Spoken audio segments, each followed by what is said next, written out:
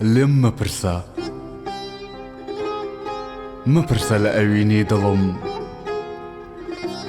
بێخەم بە بۆ تۆیە ماڵی دڵم. نییە جێگایەک بۆ کەسی تر لە دڵم، تۆی داگیرت کردووە سەرتاپای خاکی دڵم. تۆ داگیرکەرەی کە خۆم خیانەت لە خۆمەکەم بۆت، خۆم دەرگای شوورای دڵمت بۆکەمە و داگیرم کەی. دەستەوەستانەوەستم لە خاچ و سێدارم دەی، تۆ ئەوەندە شیرینی ئازارت ئێش و ژانی نییە لەلام.